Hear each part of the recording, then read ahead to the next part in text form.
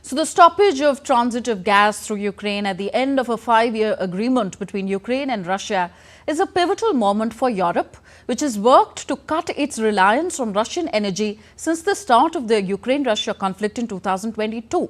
While the immediate economic impact is minimal, its geopolitical consequences could exacerbate divisions within the European Union, testing the bloc's unity in its support for Ukraine. DD India's Jessica Taneja reports from New Delhi.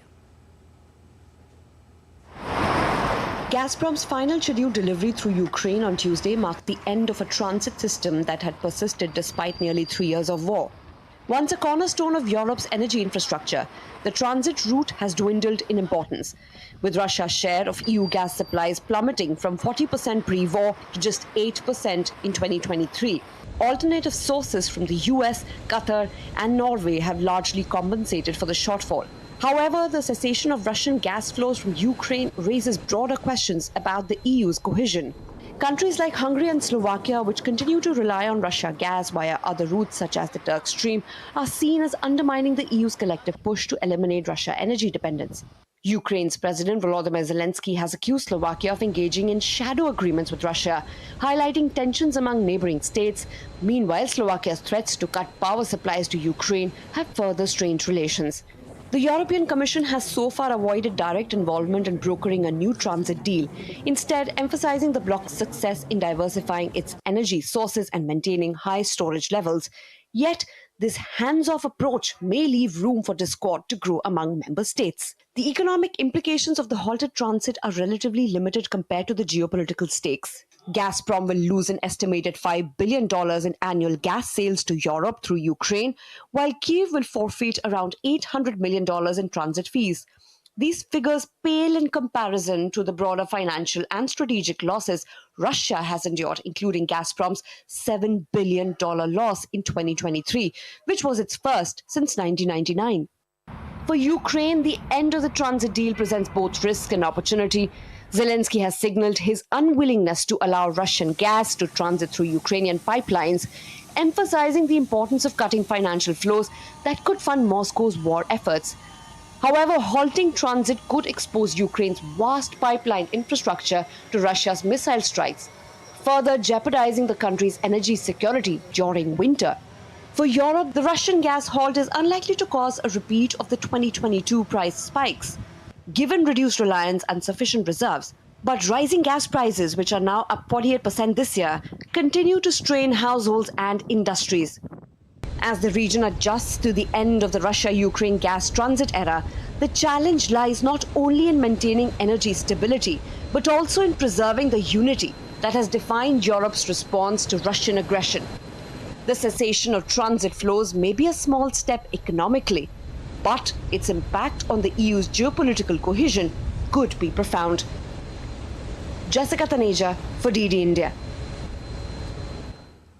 And now let's try and understand this story better with DD India's Jessica Taneja.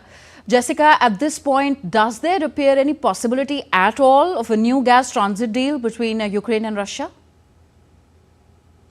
Well, it does seem uncertain because we've heard from the Ukrainian President Volodymyr Zelensky, who says that this deal will not be extended or there will not be a renewal to this gas transit deal. He's made it very clear, even though Ukraine would incur losses which will be just beyond financial implications. For example, it will lose $800 million in transit fees, as I mentioned in my report earlier, compared to what Gazprom would. But yes, the stakes are much high for not just Ukraine, but Europe, Europe collectively. And if you look at the winter, the dead of the winter, it will be difficult to sort of adjust to that, halting of that gas transit agreement, so to say. And the implications are far and beyond just Ukraine. And with the European Commission, as I pointed out earlier, not interested particularly in brokering a deal because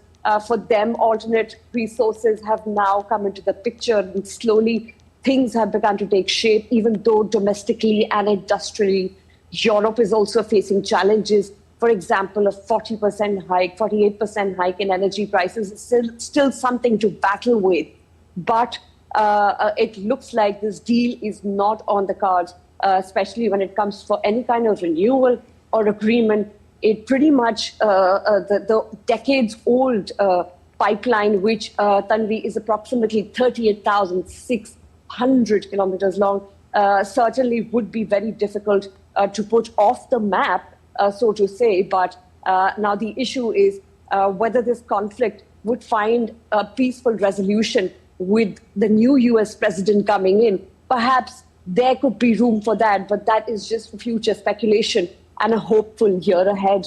And how seriously could the end of the gas transit deal hurt the European Union's unity in its support for Ukraine? Well, again, as I just pointed out in my report earlier, the European Union, the European Commission we've heard from, is not mulling over the fact that this deal could be renewed, at least in the near future. When it comes to their cohesion, when you look at countries like Slovakia, the Slovakia leader has met with the Russian president many times in the recent past to secure energy needs, because the country is heavily dependent on Russian gas. And look at other countries, for example, Hungary.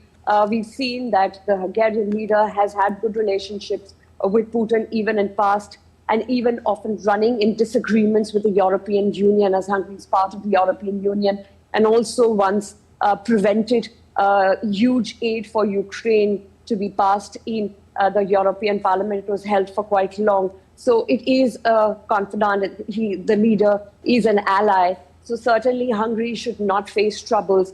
And of course, it does receive the gas from the current streamline, the pipeline that does provide Russian gas to the Turkish domestic market as well as Hungary, and that's the Turk Stream, which has been running smoothly, and Gazprom is able to provide gas and perhaps keep some of its revenue, smooth and running. But at the same time, when it comes to Europe collectively, especially the European Union, things do get difficult in terms of states and their domestic needs, especially when challenges like these continue to persist. Okay. Thank you, Jessica. Jessica Taneja reporting from New Delhi. Ukraine's President Volodymyr Zelensky